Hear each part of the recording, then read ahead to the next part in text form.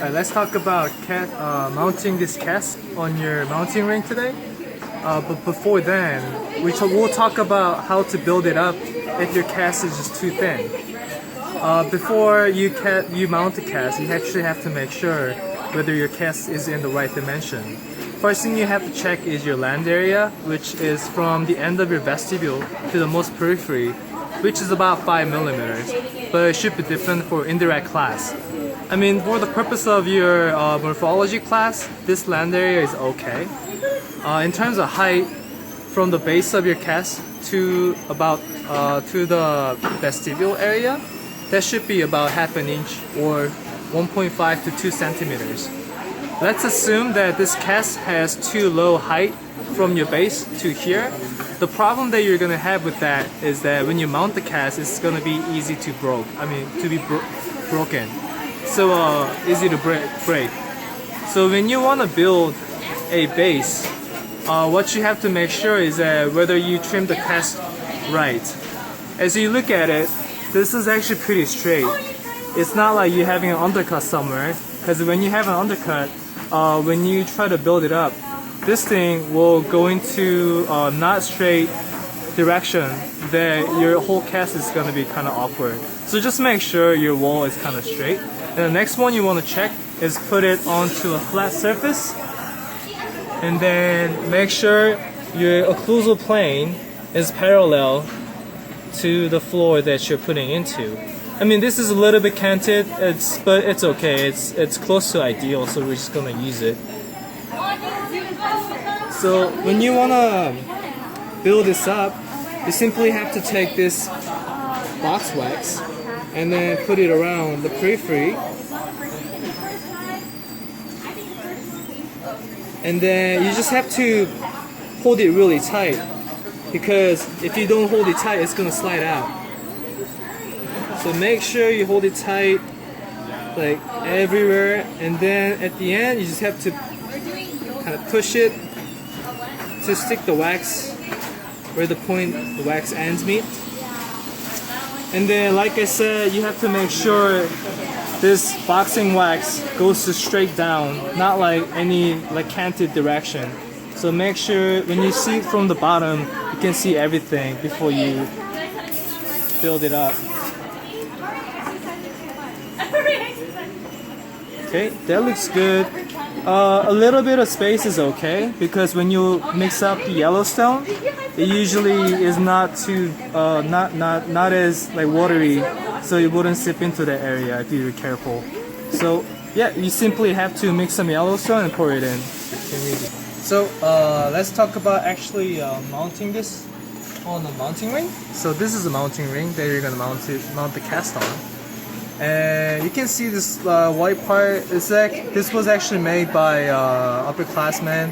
This is something called retention. This is something for retention. You basically put notch on it. So that's going to be your first step. Let me show you how to make it.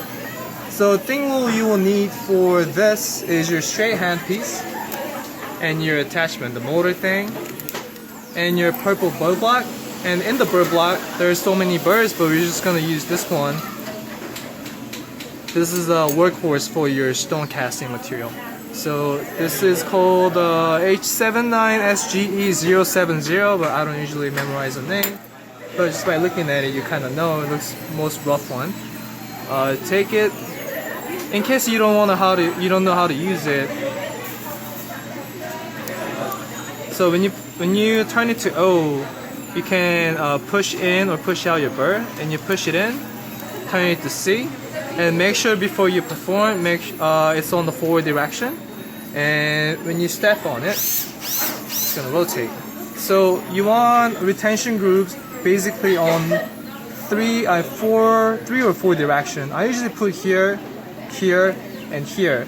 So the reason for this is when you mount this, some of your white stone is gonna sip into this area for better retention.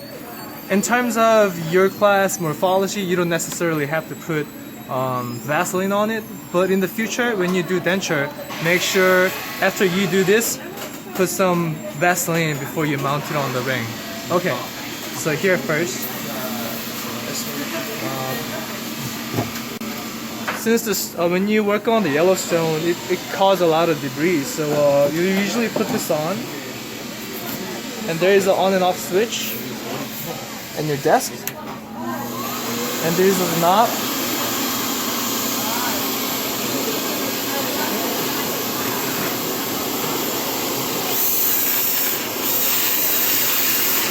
You don't have to go too much. I would say about like 2/3 or half of your burr width. So this is about good enough. Okay. Do this one.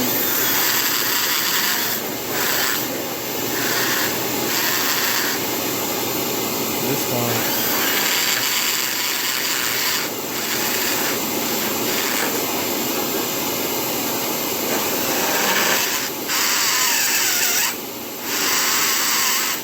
This person actually did some retention groove in the cast as well, so it's up to you to do this, but why not? Let's do it.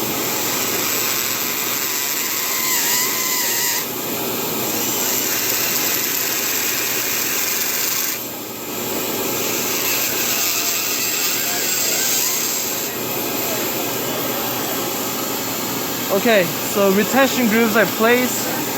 Make sure you don't have any debris before you mount it. And let's move on to the mounting process.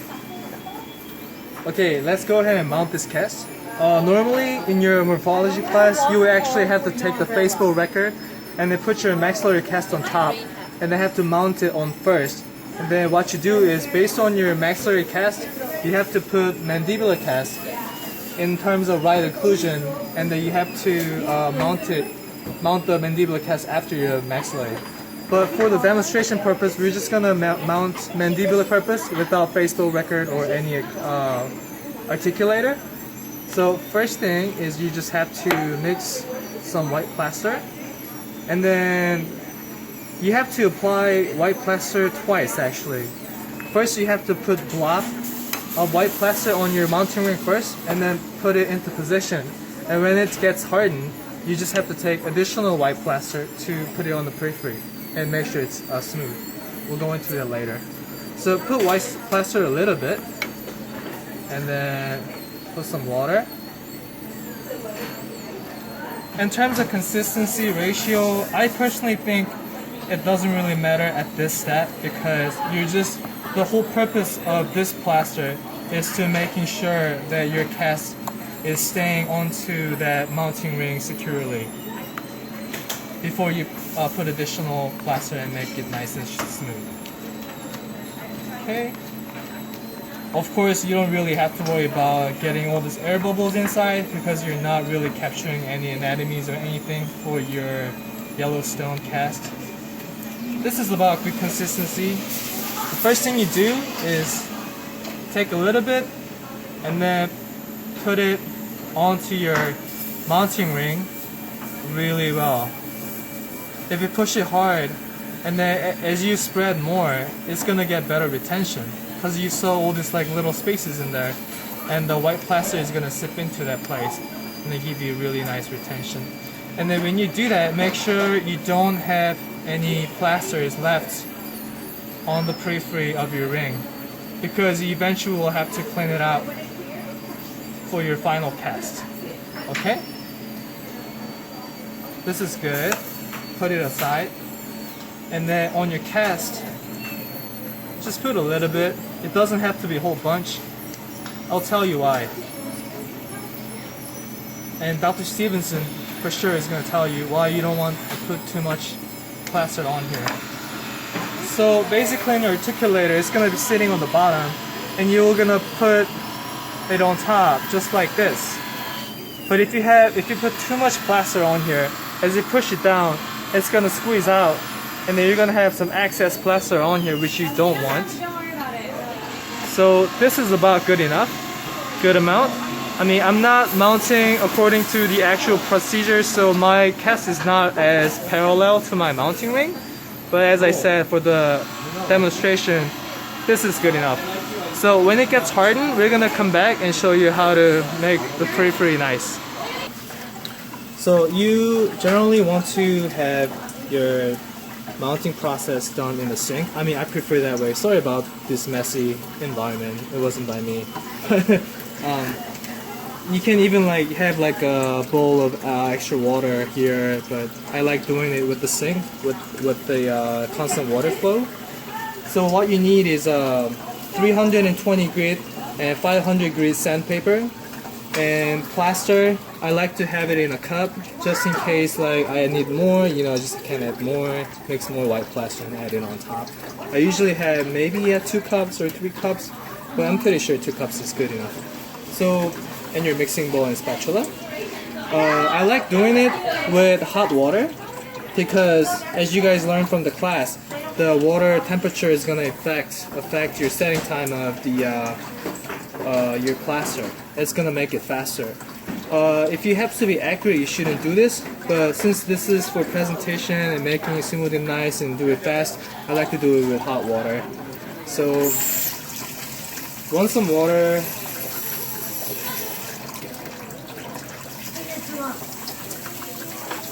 And when it's hot enough, I'll just add some water in my bowl and mix some white plaster. I like to mix it a lot in the first time.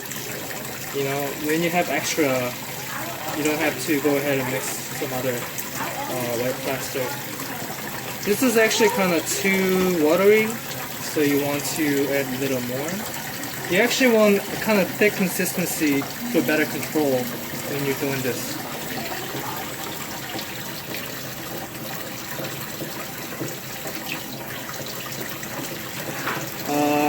As I mix it, I like to add water just by little because when you add too much water, it gets really watery again. And a little amount of water actually affects a lot in terms of its consistency. So you see how this is like really thick? I don't know what other people prefer, but I like just working with this consistency because it's not really too much flowing. You have better control with wet finger. You can mold it better. So okay, this is good. You just have your water keep going at a low flow. And what you want to do is take some plaster and then squeeze in between the empty space of your mounting ring and your cast.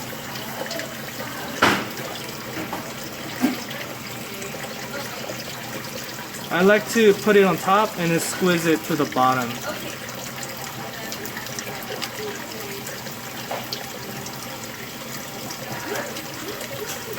Make sure you squeeze kind of hard to make sure your plaster goes into the empty space.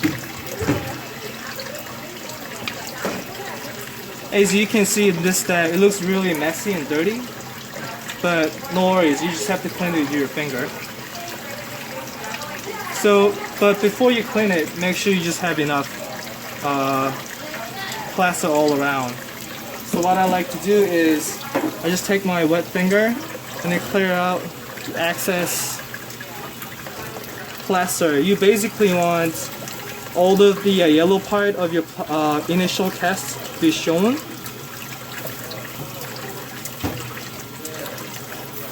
When you need it, you can just like put it on water. Actually, we can do it in the cold water.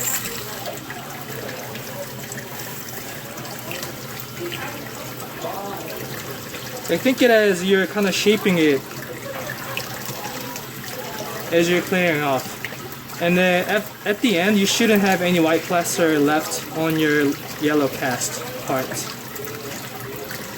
And then in terms of bottom, you want to make sure the side of your entire mounting ring should be visible. So upper end of the mounting ring should be actually the end point of your white plaster. So I like to put my finger into that little spot and make sure I don't have any plaster left in that area. Just like this. Oh, I kind of took out too much, but no worries. I can come back with some more plaster, add it on top. Just make it smooth with my finger.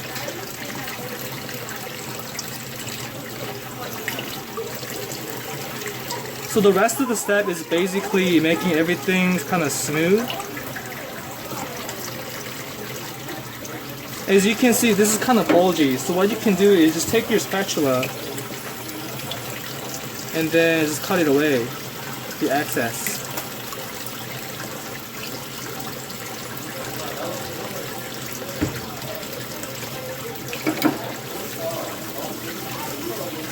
And then in the flowing water, another advantage of your thick consistency of your plaster is it wouldn't easily break away when you're molding with your finger in the flowing water.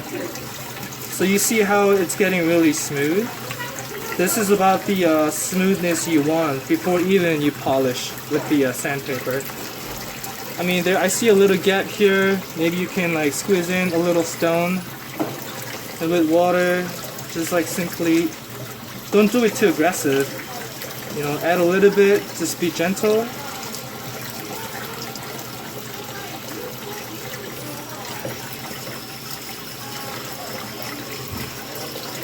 This is a product that actually you need to show to your patients. So you want to have really nice presentation. So make sure your ends of your yellow cast are well sealed with all of your white stone. I mean the plaster. It's kind of sharp, so I'll add more. Make it smooth. This looks good. A little sharp. My stone is already setting, so you know, if you want to use hot water with your plaster, make sure you work fast, unless it will just set on you. It's nice here.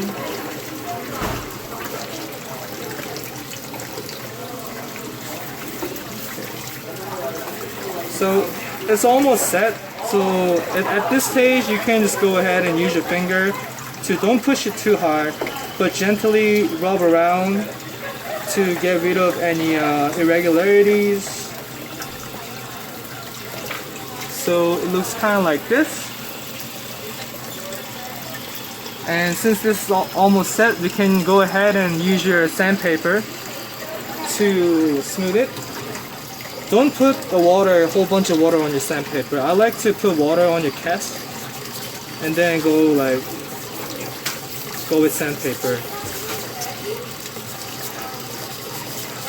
Ideally, you'll want to wait a little more because you want to make sure the stones are fully set. But for the purpose of this demonstration, I'm just going to go ahead and polish it.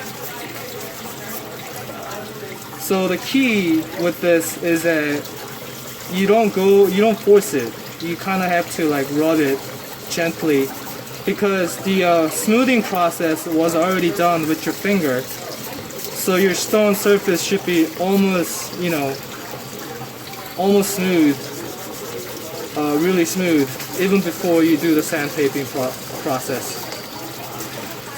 So see, I'm not putting too much water on my sandpaper. What's gonna happen is it's actually gonna wet the whole thing, and then it's gonna be very it's not gonna be easy to hold on to.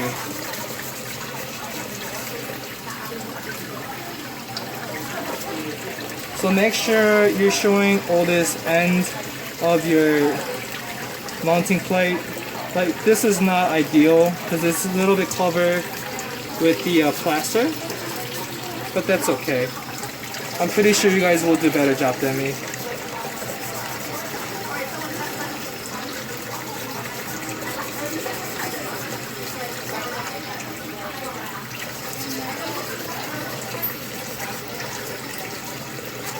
I like to sandpaper this part a lot because it's really sharp when you cast it.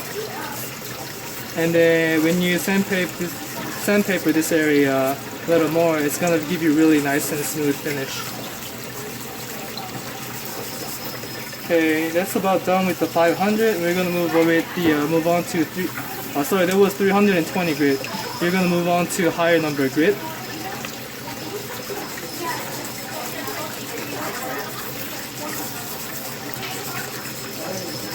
And focus more onto the edges. I mean the borders of different materials. like between your yellow stones and white stones. You want to see everything kind of evened out.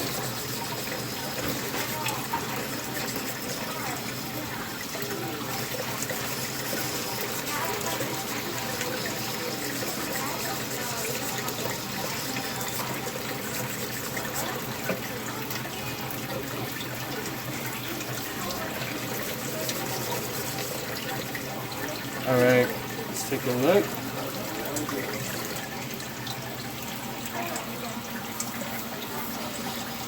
So you can see when you run your finger on here, I don't feel any gap. This is what you want. I mean, this isn't really ideal shape per se, but you know, it's good enough for presentation, I think. But the thing that you want to look for at the end, you should make sure you don't have any white plaster left onto your actual cast. This is actually a bad mistake that I just made. When you're sandpapering it, you just want to make sure there's no white stone left on your cast. I made a mistake, put some white stone, left some white stone on here, plaster on here. It's already set. You will actually have to go ahead and carve it out before you show it to the patient. So make sure you guys do that, and good luck with your morphology class.